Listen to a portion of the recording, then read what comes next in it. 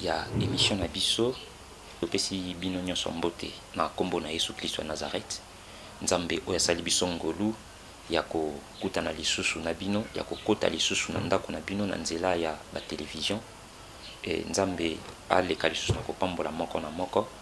Na pamboli nzambe oyo asali ngai na bino ngolu ete na tango oyo tokoka kolanda mateya oyo napesi mbote mingi na bakambi nyonso ya centre missionnaire Antioche bisika oyo tozali bana, en l'occurrence ya papa na biso apôtre Thierry Kiasala, gouvernement na Mobimba, ainsi que bandeko nyonso bazali libanda ya mboka, évangéliste Daniel Matondo napesi mbote na frère na ngai Didi Kisema, napesi mbote na bandeko na ngai nyonso ya Antioche baza na Angola, ainsi que bana ya nzambe nyonso oyo bokozwa libaku malamu ya kolandaka na momesano mateya na biso.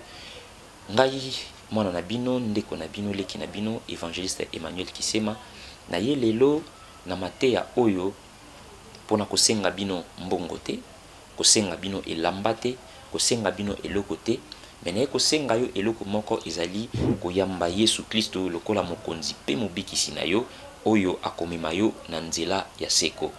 Lelo mateya ya mboto kobanda nango ezali thème na biso ezali m'approcher de Dieu c'est mon bien. Kopusa na pene na nzambe ezali malamu pona ngai. Avant que to banda mateya na biso tolingaki quand même tozwa tango ya kosambela epai na nzambe pour que nzambe ayamba biso na maboko na ye. Tokangi misto sambeli. Éternel Dieu, topesi yo merci pona ngolu o sali biso kopusa na epai na yo kolanda mateya oyo. Pambola ndeko na ngai nyonso azolanda yango pe oyo akondima yo lokola mokonzi pe mobikisi koma guide na ye bisika nyonso akozala. Molimo mosantu tambusa biso ebandeli kino suka tosengi inspiration epai na yo na kombo na Yesu Masia Nazareth. Amen. Esengweza vraiment na motema mingi pona ko mona ndeko nyonso amipesi apesi temps na ye pona kolanda mateya oyo. Bien-aimé dans le Seigneur, oyebi na vie ekomela biso mbala mingi tokangama na bato to tokangama na biloko oyo ebebisa ba vie na biso to emema biso na mabe. Mbala mosusu pe okangama na bato oyo apambola vie na yo, tokangama na eloko oyo epambola pe misala na yo, tika na ebisa yo ke na tango oyo kokangama na nzambe yango nde leki lisusu malamu mingi koleka pona biso. Yango nde leki lisusu bolamu koleka bolamu nyonso. Bien-aimé dans le Seigneur, oyebi que ezana bato misusu azalaka na ye malamu mais akangama na mwasi moko oyo vi na ye mobimba ebeba. Ezana bandeko mosusu azalaka na ye pe malamu akangama na bandeko to ba camarade oyo ba mema vi na ye na vi ya ma vi ya masumu, na vi ya kolala libanda, na vi ya moyibi, na vi ya kuluna, cependant que na kati na ye azalaki na ye penza na mabete. Mais ezana moto oyo soki to sali na ye relation, soki to kangami na ye eloko moko ebebaka te, mais par contre nyonso oyo ezalaki ya mabe ekoleka bongo ya malamu ekomi. La Bible nous dit ceci. Bible zoloba na biso ete moto akomi kati na Yesu makambo na ye nyonso ya kala eleki pe ye akomi moto na sika. Bien-aimé, ekomi tango oyo ngai na yo topesa vie na biso epai na Yesu Masia, tokangama na ye pour que vie na biso nyonso ya kala eleka pe tokoma éligible, tokoma prêt ya kokota na lola. Nalobaka mbala mingi ke moto na sena mokili awa pona abotama esengeli aleka na nzela ya papa na mama basangani pe mama kozwa zemi mwana na nzela ya zemi nde akokota na mokili. Wana ezali entrée physique oyo epesamela biso na se awa pona kokota na mokili. Mais pona kokota na lola, bien-aimé dans le Seigneur, nzela eza mibale to misato te. Nzela eza kaka moko ya koleka na koyamba Yesu Masia lokola mokonzi pe mobikisi. Mais na kati ya mateya na biso oyo m'approcher de Dieu c'est mon bien, tokoyeba nini na nini esengeli tosala pour que topusa na pene na nzambe. Par définition, bande konabiso ba français balobi, s'approcher de quelqu'un, il faut le connaître et avoir confiance en lui. Pour na kopusa na pene na moto, esengeli oyeba ye pe ozala na confiance epai na ye. Tango yo ozala na confiance epai na moto ozo pusana. Bien-aimé dans le Seigneur, yeba ke ezape na eloko o elandaka sima ya kopesa moto confiance. Même na domaine ya libala, to pesa ka moto confiance, sima na yango nde to komaka na ndako ya libala. Okoki jamais ko bala moto oyo pusani pene na yete okoki pe jamais kobala moto oza na confiance na yete. Bien aimé tika na biso ezana bato ebele babala mabala ya commission ba oyo baza moko aza libanda na ya mboka muso aza na kati ya mboka abali libala commission sans pour autant s'approcher de quelqu'un to yebi makambo ndenge ni sukela bango. Bien aimé tika na ebisa yo ebele babala azalaki na confiance te ya molonga ni na ye mais toyebi makambo ni nango ekomela bango. Mobali akoma ko gérer mbongo ye moko, mwasi akoma na réticence envers mobali. Pourquoi? Parce que bazalaki na confiance te. Par là toujours comprendre que na kati na bango approche ezalaki te, bazalaki eloko moko te. Ndenge pe ya kozala approcher elingi koloba kozala na bomoko. Ce qui bomoko ezate moyen de s'approcher ezalité. Balobi boye, lorsqu'on s'approche de quelqu'un, il faut avoir un objectif et attendre quelque chose venant de lui. Bato mokili balobi, il n'y a rien pour rien. Mais yeba ke tango zo poussa na pene na moto, ye azozela eloko moko ko ute pa ina yo. Yo pe ozozela eloko moko ute pa ina ye. C'est-à-dire que bino mibale boko koma eloko moko, boko koma na likanisi moko, d'autant plus que ye azozela yo osala eloko, yo pe ozozelela ye eloko moko, yango ezosala ke bino mibale bo s'approcher. Ko s'approcher pene ya moto, ezali susu nini? S'approcher de quelqu'un qu'on connaît, c'est aussi pour témoigner ses œuvres. Ko poussa na pene na moto, ko kangama na moto, ezali pe lisusu lolenge moko ya ko témoigner bolamu na ye. Bien aimé dans le Seigneur, kanisa moto yo poussa na pene na ye. Papa, maman, elenge mwasi to mobali, yo oyo zolanda élément oyo na tango oyo, yo ozolanda mateya oyo na tango oyo, nangaki na tuna yo motuna moko, moto yo poussa na pene na ye, to moto ya poussa na pene na yo, témoignage nini yango ya malamu oyo amema. Lisolo nini yango oyo ya beta pona yo epai na moto X to moto Y. Lisolo nini yango oyo beta pona ye. Tomona bato misusu bapusa na pene ya bato kaka po azaki ni lamba. Sima ilamba ngo ko beba akomi ko kende ko tonga yo, akomi ko kende ko finga yo. Opusa na pene ya moto pona nini? Yepe apusa na pene na pona nini?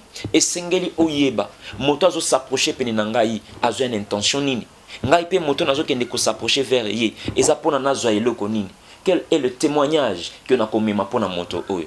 Bien aimé moninga malamu ya kokangama na ye ezali kaka Yesu Masiya ya Nazareth. Moninga malamu oyo ako s'approcher pene na ye, ce n'est que Jésus-Christ de Nazareth. Oyo akoki jamais kotonga yo, akoki jamais kofinga yo, mais ako porter ba témoignage pona yo.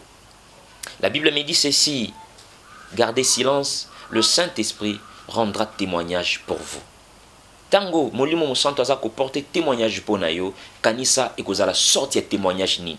Nazo senga yo moto zolanda ngai. Nazo senga yo papa pe maman, il est temps oye bomanda ko évaluer bando sala examen de conscience que nani oyo azali pene pene na ngai, to ngai nazo kende pene ya nani. Ezo mema bénéfice nini na famille, to ezo mema bénéfice nini na entourage na ngai. Pour na to évoluer bien aimé dans le Seigneur, na meka ki un peu kotala na Bible. Nazwaki exemple batomi balé oyo bapusana mais mbano na bango ezalaki lolenge mokote.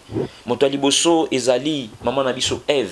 Dans Genèse chapitre 3, ce que je vais partir à verset 2 aux Okita. La Bible nous dit ceci: Ève apusana ki pene pene ya nzete oyo Nzambe apekisaki na mobali. Lorsque Nzambe a créé mokili, Nzambe a créé biloko nyonso. Et comment qui na tango onzamba mona ki sengela ki atia gestionnaire. Et sengela ki Nzambe atia moto oya ko gérer biloko nyonso. Nzamba créer mobali. Nzamba moni ke za malamu teke mobali azala ye moko et sengeli na sali la ye mwasi. Nzamba sali mwasi atie pembe na mobali, mais arrivé un moment mwasi à trahir, mwasi à koué na mbeba, makambo Nzamba pekisaki, makambo Nzamba lingaki te, c'est ce que la femme a fait. Et lorsque mwasi a s'approché pene pene ya nzete, lorsque mwasi a s'approché pene pene na nyoka, lorsque mwasi a s'approché, bien aimé dans le Seigneur, à partir ya acte, oh maman nabiso Ève asala, voilà aujourd'hui ndenge mokili et komi ko vivre, voilà aujourd'hui bipai to komi à cause ya mutu moko a s'approchaki à cause ya mutu moko apusanaki pene pene ya lisumu ya tala na kati ya famille na bino nani apusana pene ya banganga nani apusana pene ya bakisi nani apusana pene pene ya bato oyo bakotisa mbeba na kati ya famille bo comprendre kate ndeko na bino moko depuis apusana pene ya bato moko bo esongolo vina mobimba échangea vina mobimba ebeba ekota désolation na kati ya famille. Il est temps boluka Yesu masia na kati ya famille na bino. Il est temps boluka Yesu masia na kati ya affaire na yo. Kanisa moninga oyo kotisa na kati ya affaire. Kanisa mwasi oyo kotisa na kati ya makambo na yo mobali oyo zwa obetaki tolobaki cette fois-ci na vandi kimia na vie na ngai. Mais tala eloko oyo amema na vie na yo parce que Ève a pusanaki pene pene ya eloko nzamba pekisaki. Ève ake kozwa makambo oyo mobali ayebisaki déjà bien avant que kopusa na pene nango te parce que nzamba pekisaki. Bien-aimés dans le Seigneur, aujourd'hui dans les églises, pasteur bazotea, bandeko bazoloba butu na moi, tokima masumu, mais voilà, depuis okoma kokangama moninga na wana ozana okutu bovandi na bino mbale bozolanda élément oyo, yende moto abebisa vina yo. Yende moto alakisa okomela cigarette, yende moto alakisa ndenge batobolaka matoi, yende moto alakisa yo ndenge ni sengeli ko courir derrière ba fille, ndenge ni sengeli ko bebisa mabala ya batu. Il est temps de se repentir. Écoute mon frère, ma sœur, Bible de 2 Chroniques chapitre 17. La Bible nous dit ceci: si mon peuple, sur qui mon nom est invoqué, s'humilie, prie et cherche ma face, se détourne de ses mauvaises voies, je délivrerai le pays. Bien-aimé dans le Seigneur, nous avons la délivrance. Ils ont lié na kotika masumu, ils ont lié na ko se détourner na ba mauvaise voie, ils ont lié na makambo oyo nzambe azo senga yo otika. C'est alors que la délivrance ekoya na katia vina yo. Même pour notre cher beau pays, pour que nzambe akota délivrance na katia mboko ya Congo, esengeli bato batika masumu. Esengeli bato ba s'approcher pa ina nzambe, esengeli bato bazo kamba na bato biso bazo kamba biso to poussa na pene na nzambe pour que nzamba monte sa gloire na katia ba vina biso. La deuxième personne ezali ndeko na biso Moïse. Exode chapitre 2 okiti nango na se kino na Exode chapitre 3 akimi na ndaku ya Pharaon akei et pas ya beau-père na Jéthro, abandai ko boko la bibwele, abandai ko boko la bampate, et c'est fait que Moïse un jour a se retrouvé liboso ya nzete. La Bible nous dit que Moïse devant buisson ardente, Moïse a moni nzete ezopela mais ezozikate. Moïse a lobi et sengeli na détourné, na contourné, na lekana sima nzete. Parfois on a zomona liboso na ngezali mythe. Parfois on a zomona liboso nanga ezali jeu d'hasard. Maintenant na lekana sima nzete pour que na mona qu'est-ce qui se passe lorsque Moïse azo poussana. Et la Bible nous dit que nzambe mongongo na nzambe bini pona ko ebisa ete a arrêté bisika zali. Pourquoi? Parce que bisika azo poussana ebulisama nzamba sengi alongola ba sandal. Bien aimé ko longola sandal, cela veut dire ko tika via péché pona opusana pa ina nzambe. Okoki ko poussana liboso na nzambe na masumu na yote. Combien de personnes lelo ba poussani liboso na nzambe na masumu na bango? Combien de personnes lelo ba poussani pa ina nzambe na kindumba? Tozomona na kati ya église ezana bato bazokende koboma bazoya kotia ba dîme. Tozomona na kati ya église ezana bato oyo bazokende kosala masumu par-ci par-là, bazomema mbongo pe offrande na bango na kati ya église. Il faut cesser les péchés. Il faut que longola sandal na yo pour que opoussani pa ina nzambe. Moïse a moni nzete ezopela mezozikate. Cela veut dire quoi? Moïse a moni miracle, mais aluki a poussana ayeba qu'est-ce qu'est le miracle? Aluki a poussana ayeba makambo ezoko uta wapi? Yope omona miracle na vie na yo. Yope omona nzambe azosala na ba église, nzambe azosala na maboko basali na nzambe. Mais quel est le propos? Oh yope sali boso na bango. Il est temps de croire na miracle. Il est temps de croire en la personne de Jésus-Christ. Il est temps de croire que notre Dieu existe et il est réel. Ce qui te le dit, tokende mo musika na matea na biso pour que tokende na tango ya kochute. Tolingaki nangaki nanu baboye bien aimé dans le Seigneur. Ce qui mbala mosusu opusana ki pene na bato, opusana ki pene ya biloko, opesa ki confiance na eloko monaki e bebisa ki vina yo. Mais aujourd'hui, il n'est plus temps de pousser à peine na bateau. Il n'est plus temps de pousser à peine na camarade. Il est temps de pousser à pas na Yesu Masia. Si tu avais perdu ta vie hier, soko bungi saki libala na yo lobi, soko bungi saki bana na yo lobi, soko bungi saki mobali na yo, o bungi saki ba capacité spirituelle na yo, il est temps zonga na makolo na Yesu Masia, to zonga epai na Nzambe, Nzambe akosala grâce na kati ya ba vie na biso. Nzambe aza pene pene na yo, azo luka yo ozonga pene na yo. Repos oyo tozo luka nga na yo eza conditionné na kopousa ne pas na Yesu. Jésus a conjugué. Alors dit venez, il n'a pas dit que moi je viendrai vers vous, mais il a dit que venez.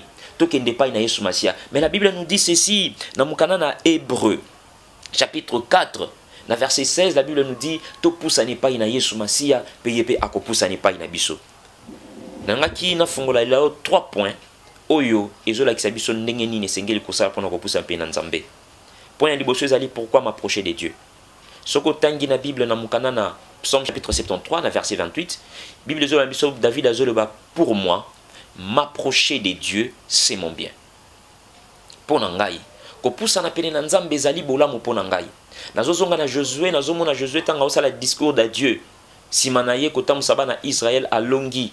La Bible nous dit ceci Josué azoloba na bana Israël ayebisi bango moi et ma famille, nous servirons l'Éternel. C'est-à-dire, Jésus a dû comprendre, si moi je sers l'Éternel et que ma famille ne sert pas l'Éternel, loi est pesanteur et koben dangai. Bien-aimé dans les Seigneurs, au Sambelaka, tu es pasteur, tu es évangéliste, tu es chantre, tu es tout ce que tu es dans les Seigneurs. Mais banda komi tuna, est-ce que aussi au thé à combien de personnes? Est-ce que aussi au même battu pas Yesu Masia? Je suis évangéliste de la parole de Dieu. Naye siko yonanda kunayo. Na pena na eloko na bisika oyo zotala ngai pona koyebisa qu'il est temps ya koyamba Yesu Masia lokola mokonzi pe mobikisi na yo. Il est temps na pene pene na yo olakisa bato qui est Jésus. Bien-aimé dans le Seigneur, moto apesaka mabala eza Yesu Masia, moto apesaka bana eza Yesu Masia, moto apesaka nyonso ezali Yesu Masia. Moi je ne suis qu'un serviteur de Dieu. La Bible nous dit ceci, le cheval est équipé pour le jour de la bataille, mais la délivrance appartient à l'Éternel. Pourquoi m'approcher de l'Éternel? Pourquoi m'approcher de Dieu? Parce que monde est présenté biso makambo. Tanga Psaume chapitre 73 bandana verset 1 qui tana C. Okomona makambo Bible zoloba David azomona bandeko ba camarade azomona ndenge mokiliza ko évoluer. Alors bina komaki kutu pene pene ya kokwea na komaki pene pene lokolo na ngai glissé. Na komaki pene pene ya kokoma pene na bango ya kolanda vi na bango. Na komaki pene David azo regretté azo lula biloko bozui ya bato mokili. Mais la Bible nous dit ceci kaka na mukana na Psaume chapitre 73 que bozui na bango eza lokola moto alali pe aloti ndoto mbala moko alamuki. Ya to bandaka kolota à quelques minutes pour nato lamuka. Ça la constat na vie na yo. Oko remarquer que tango yo bandaka kolota nde oyo lamukaka. Il n'est plus temps ya kosakana. Il n'est plus temps ya kolala, il est temps to lamuka. Total la réalité en face. Total la makamboni nezo ya liboso na biso. Pourquoi m'approcher de Dieu? Je m'approche de Dieu parce que il y a l'hostilité dans la famille ou dans le monde. Mokili est commis tellement ya kobeba, kindoki est commis partout, kindumba est commis partout. Bisika tokanisa ki teke occultisme koki kokoma, occultisme koti, même dans les églises bien sûr, na kati ya ba société, bisika nyonso occultisme koti. Bien-aimé dans le Seigneur, le monde nous présente beaucoup de choses yamabe, il est temps. L'occultisme koti na kati ya mokili. Tango yango ngana yekisengeli to pousa na pene pene na Nzambe. Le monde nous présente encore quoi? Le monde nous présente la mode. Bible binabiso, ne vous conformez pas au siècle présent. Bible zo senga biso bien-aimé dans le Seigneur, to se conformer na siècle présenté. Bible zo senga biso to tala makambo oyo bato mokili bazo salate. Bible zo senga biso to tala oyo Nzamba zo senga biso. Ba publicité ekomi ko benda biso. Révolution et modernité ekomi ko benda biso, to komi beaucoup plus approché. Na ba tablette, na ba téléphone, to komi beaucoup plus ba ami ba Android, to komi beaucoup plus ami ba Facebook, to bosani Bible. Allez-y un peu comprendre combien de fois autangi Bible lelo. Combien de fois autangi Bible na vie na yo, combien de fois autangi Bible na tongwa lelo. Bien-aimé dans le Seigneur, la Bible nous dit dans Mukana na Josué chapitre 1, que ces livres de la loi ne s'éloignent point de ta bouche. Médite-le jours et nuits, c'est alors que tu vaincras. Pona olonga na vie, même dans ta société, même na eloko lingyo sala sikoyo, même na projet ozanango lelo, même na bisika olingyo kendi. Bien-aimé dans le Seigneur, lis la Bible. Fais ce que la Bible te demande. Tika au Bible sengyote au sala, tu vaincras dans ta vie. Deuxième point, Ezali, qu'est-ce qui m'empêche de m'approcher de Dieu? Il y a des choses qui t'empêchent au poussana pene nanzambe. La première des choses, c'est quoi? C'est le manque de communion avec Dieu. Kozanga bomoko na nzambe ezo permettre te bato ba poussa na liboso na nzambe. Kozanga bomoko pene pene na nzambe ezo permettre te bato lelo bamona grâce ya nzambe na kati ya vie na bango. Kozanga bomoko na nzambe ezo permettre te bato bamona grâce ya nzambe na kati ya ba vie na bango. Bien-aimé dans le Seigneur, même na kati ya libala, la Bible nous dit ceci: c'est pour cela l'homme quittera son père et sa mère et s'attachera à sa femme, les deux deviendront une seule chair. Pona okoma moko na nzambe et sengeli o tambola na nzambe. Yoka Bible zo ba msona mkana na 1 Jean chapitre 1 verset 7. Mais si nous marchons dans la lumière, comme il est lui-même dans la lumière, nous sommes mutuellement en communion et le sang de Jésus, son Fils, nous purifie de tout péché. Si nous marchons, ceux qui tambola dans la lumière. Or, Jésus-Christ a dit dans la Bible: je suis la lumière du monde. Ceux qui y sont réellement la lumière nayo. Ceux qui réellement y sont la nzela nayo marchent dans la sainteté, marchent dans la vie. Il y a crainte en Nzambe, marche dans la vie. Il y a koluka kanzambe butuna moi na kacha vie nayo, tu vaincras. Deuxième chose, ezali la manque de la foi. À cause ya kozanga kondima. Je te dirai quelque chose. La foi, elle est comparable à un billet de la banque. Et ça, comparable à mbongo. Tu ne peux pas aller dans la boutique, il y a papa, ton maman songolo na coin, ou qu'il y a sardine sans que vous ayez un mbongo. Et c'est un mbongo. C'est comme ça aussi, Dieu a dans boutique. Il y a mon nez, il y a nyonso. Mais pour na ozo et l'eau, échange. Tu lui donnes ta foi, il te donne ce que tu cherches. Les autres ont incriminé par pasteur, par escroc, tout cela parce que tu n'as pas la foi. Au bout de qui paye Nzambe avec ton cas. Bien aimé, la Bible nous dit ceci: rien n'est impossible à celui qui croit. Et la Bible augmente encore pour dire: tout est possible à Dieu. N'y a possible. Oh yozo luka, c'est possible à Dieu, mais tu n'as pas la foi. Yango yozo sala que zo monate. Les loba te beli ba kangami na ba pasteur, abosen ko kangama na Nzambe. Au kangami na église, abosen ko kangama na Nzambe. Hébreux chapitre 11 verset 6 à 7. Sur une verset 1, 2, la foi c'est une ferme assurance. Il y a biloko zoko espérer, on a nos monités, ils allaient démonstration. Tout na bande ko basala kana dojo, bala kisayo démonstration ils allaient nini. C'est ça la définition de la foi. Troisième chose, c'est la manque de la liberté spirituelle. Batebele bazal libre spirituellement. Il y a beaucoup de gens qui sont enfermés spirituellement. Il est temps pour que okoma libre. La Bible nous dit ceci: or c'est pour la liberté que Christ nous a franchis. Christ t'a franchi pour être libre. Mais pourquoi tu n'es pas libre? Parce que au sambela quand même pas pour ton esprit. Au kota quand même pas na profondeur pour na koluka nzambe. Au kota quand même pas na mozindo. Bien aimé, la profondeur appelle la profondeur. Monto timoli libulu à 6 mètres. Azandenge mote na monto timoli libulu à 2 cm. Bakotoka ndenge mon côté. Quatrième chose, ezali le péché. Le péché, ezali moko ya biloko oyo ekabola moto na nzambe. Moto azaki na koyoka na nzambe. Qu'est-ce qui t'empêche? Tala na kati ya vie na yo. Quel est le péché qui rentre à tout moment? Péché ni yango salaka nyonso. Bien aimé dans le Seigneur, et comme itango ngai na oto yamba Yesu masia lokola mokonzi pe mobikisi. Et comme itango oyo ngai na yo bolimbisi masumu ekota na kati ya ba vie na biso. Il est temps o ngai na yo to luka nzambe.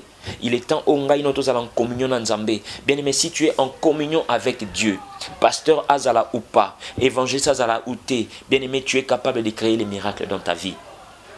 Si tu n'as pas les péchés dans ta vie, ce que vous avez moto salaka masumu té, ce que vous avez moto salaka à l'égard ya masumu, c'est vrai, on peut tomber dans les péchés, mais Bible les autres biso était tango nyoso ko ina lisumu zonge pa ina nzambe.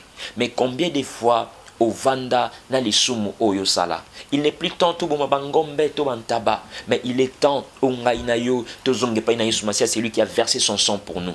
C'est lui oyo a sopa makila na ye pona biso, oyo andima ko kotisa biso dans les lieux très saints une fois pour toutes. Tanga Hébreux chapitre 10, tu comprendras que la Bible nous dit ceci. Yesu Masia a inauguré nzela ya lobiko une fois pour toutes pour nous. Dans les temps anciens, et sengela ki to kota na kati ya tabernacle. Et sengela ki to zonga toujours na kati ya tabernacle pour na kozwa bolimbisi ya masumu. Mais lelo Yesu ye moko ya akoma tabernacle pour na biso.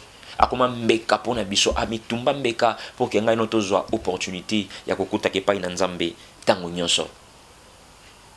Mbala mususu komitu na bisiko zali. Comment faire? Comment faire pour m'approcher des dieux?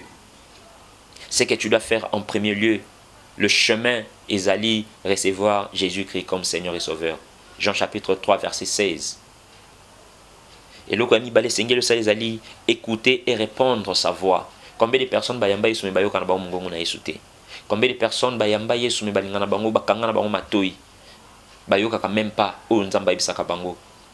Et pour terminer, sache-le bien que Moutounion soit MB Soumassia a une mission. Nous avons une mission, mon frère et ma soeur. Mission Nabiso, Bible Lubi Nabiso, allez et faites de toutes les nations mes disciples. Oyamba Yesu, Oyokaka Mungongo Nae, est-ce que tu fais ce que Dieu te demande? Sala Onzambazo Sengayo, Okomona gloire Nzambe. Nayaki Namatea Oyo pona ko condamner yote, pona ko juger yote. Nayaki Namatea Oyo pona ko bebisa sentiment na yote. Mais je voulais te dire, fais tout ce que tu peux faire, mais sache-le bien qu'un jour, bison stoko telema na isambiselo. Bison nyonso toko telema liboso na Nzambe. Bison nyonso toko rendre compte ya vie na biso liboso na Nzambe. Raison pour laquelle tika matea oyo. Ateza ya tango mokuse, mais et interpeller yo. Ezongisa na présence en Nzambe. Il est temps ngai na to fukama, to senga bolimbisi pa ina Nzambe. Il est temps o ngai na yo bien-aimé dans le Seigneur, to luka Nzambe na kati ya vie na biso. Na pesio merci. Yo oyo zwaki temps ya kolanda. Yo oyo opesaki matoi na yo. Peut-être aux ana connaissance ebele koleka ngai. Parfois pe aux ana bonzambe makasi mingi koleka ngai. Mais tika na partager na yo le lengeni toki ko poussa ne pas ina Nzambe. David alobi na mkana na Psaume chapitre 73, la verset 28, pour moi m'approcher des dieux c'est mon bien. C'est l'individualité. Peut-être yo zela ka fon poussa pe na Nzambe moninga obozana ye amona. Mais soki yo poussani yonde motoko te ayi po iba pusani pai na yo. Soki yo pusani yepe akonzima akolanda nzela oyo ozolanda. La Bible nous dit ceci, nous sommes une ville située sur une montagne. Toko tikala jamais ko bombama. Kanisa ville ozomona likolo na ngomba. Tango epela kaminda ndenge ni ezalaka. Est-ce que olingi opela mwinda na tongo lelo? Olingi opela mwinda na kati ya vina yo? Soki matea o esepelisi yo okanga kaka miso na yo. Sambela Kolo Yesu Nandimi koyamba yo lokola mokonzi pe mobikisi. Tambusa ngai lelo koma Nzambe na ngai. Bisika nyonso na kozala yo nde Nzambe tambola na ngai. Yo nde zala na ngai bisika nyonso na kozala. Kobanda lelo nakota na kati ya grande famille ya bana na Nzambe. Kotala nga lokola mwana ya voisin te, mais mona nga lokola mwana na yo. Lelo nabenga mape chrétien, nabenga mape mwana na yo. Pote mokolo na suka tango koya omona nga liboso ya trône na yo. Tika na landa mungongo na yo pe na sala oyo lingi. Kolo na pesi yo merci lokola lelo na komi mwana na Nzambe. Na tiki masumu na mipesi epai na yo. Na kombo na Yesu Kristo ya Nazareth. Amen. Na pesi yo merci yo ndeko landi yango. Nazali ndeko na yo évangéliste Emmanuel Kisema ya centre missionnaire Antioche epai ya papa na biso Thierry Kiasala. Nzambe apambola bino. Matea oyo série ezo continuer tokokuta na série ba Matea nyonso oyo Nzambe akopesa biso toteya bino totika malamu na kombo na Yesu. Bye.